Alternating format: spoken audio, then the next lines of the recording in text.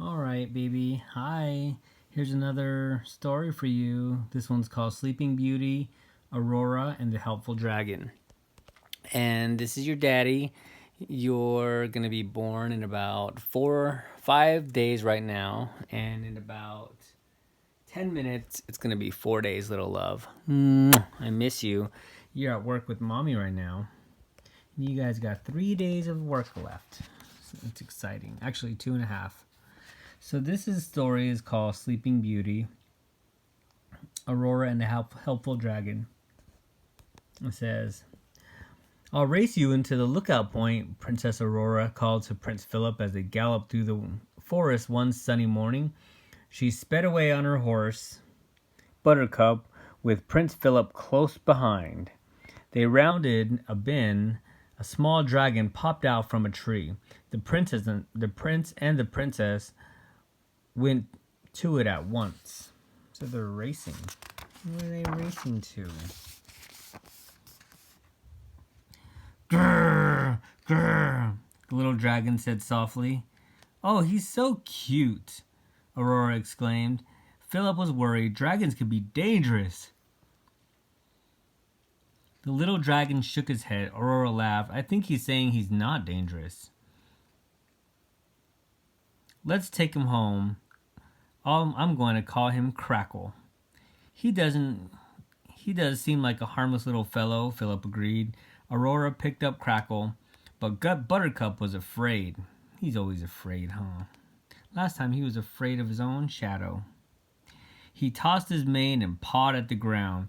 Then Crackle licked the horse's nose. Buttercup blinked with surprise and nuzzled Crackle's cheek. The little dragon giggled. "Buttercup likes Crackle," Aurora exclaimed. When Philip and Aurora rode into the courtyard, the three good fairies were hanging banners for the ball. King Stefan and his wife were coming to visit. Flora gasped when she saw Crackle. "Dragons can be dangerous. Remember the last one?" Fauna added. "Oh, I think he's sweet," Merryweather spoke up. "Grr, grr," Crackle babbled. "He seems to think you're sweet too," Aurora told Mayweather.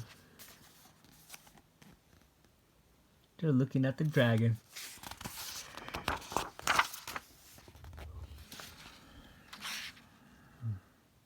So this one says, "Just then Crackle noticed a kitten in a basket of yarn. Crackle listened to it purring. Purr, purr. Then it scrunched up his mouth and closed its eyes. He tried to purr. Brrr, brrr. Clouds of smoke steamed from his nose and mouth. Achoo! Achoo! Achoo! The fairy sneezed so hard from the smoke that they tumbled backwards. Crackle looked sad for a moment.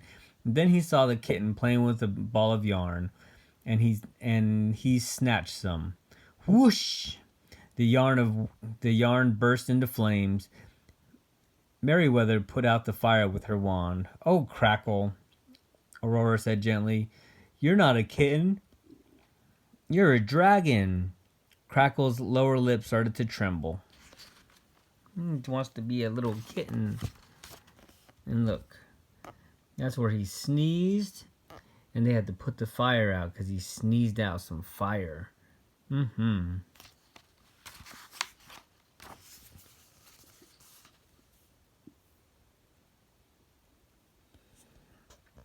A moment later, Philip led the horses into the stable.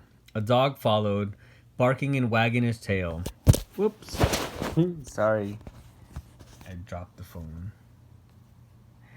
A dog followed, barking and wagging his tail. Crackle ran after them, wagging his tail too. He tried to bark. Woof grrr, woof grrr. Flames shot from his mouth and caught some straws on fire. Philip poured water on the burning straw. "You're not a dog," he said kindly, shooing Crackle away. Sadly, the little dragon crept out of the stable. He's trying to figure out what he is. See, and he sneezed, or he's trying to bark, and he caught all these straws on fire. Now, Aurora noticed that Crackle looked unhappy.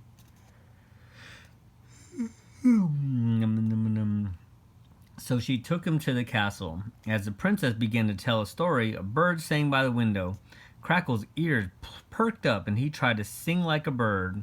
La la grrr, he bellowed. King Hubbard heard the racket and rushed into the room. Oh, my. How did a dragon get in here? He shouted. Crackle had never heard a loud, angry voice before. Frightened, he ran to the garden. See, there's the king in there. And there's the bird. Aurora chased after Crackle. At last she found a little dragon sitting beside a fountain, watching a fish splash. Before Aurora could stop him, Crackle jumped into the water. Crackle, you're not a fish, Aurora exclaimed as she pulled the dragon from the pool. You're not a kitten, you're not a dog, or a bird either. You're a dragon. Tears rolled down Crackle's face. Grrr, grrr, he sobbed. Suddenly, Aurora understood. Do you think no one will like you because you're a dragon? She asked. Crackle nodded and whimpered. You can change what you are. You can't change what you are. You can change what you are. You can't change what you are, Aurora said kindly, but you don't have to be dangerous. You can be a helpful dragon. Crackle stopped crying. Grr, grr, grr, he murmured hopefully. So he's just trying to fit in. And he's scared that nobody's going to accept him. So there's Crackle and Aurora. And there's a lightning storm coming. Before Aurora could answer, a thunder boomed and dark clouds covered the sky. As Aurora and Crackle ran back to the castle, rain began to pour down. Everyone was gathered in the grand hallway watching the storm. I'm afraid King Stefan and the Queen might lose their way, Prince Philip said, concerned. Aurora looked at Crackle. Do you want to show everyone that you're a kind, brave dragon? See, she's asking him. Aurora looked at Crackle. He said, grrr, grrr. Like he said yes. Crackle exclaimed enthusiastically.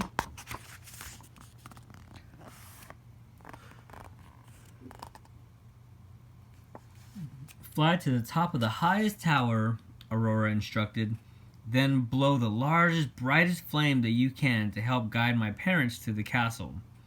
A moment later, the little dragon soared upward. Be careful, the princess called. Everyone tried to see Crackle, but it was too dark. And he's flying to the highest tower, just like Aurora said. Suddenly, a gold and red flames lit up the sky above the watchtower. Crackle had done it. Again and again, Crackle blew his flames. At last, Philip shouted, I see King Stefan's coach. They're almost here. See, there they are. See, they're coming right there. All because of Crackle, because he's creating this flame so that they can see the way, because it's so dark out there. Everyone hurried to greet the visitors. The tower light saved us, King Stefan exclaimed. I need one like it. At that moment, Crackle flew into the hall. Well, there it is, our new tower light, King Hubbard said with a laugh. A dragon? King Stefan asked. But dragons are danger, not Crackle, Aurora interrupted.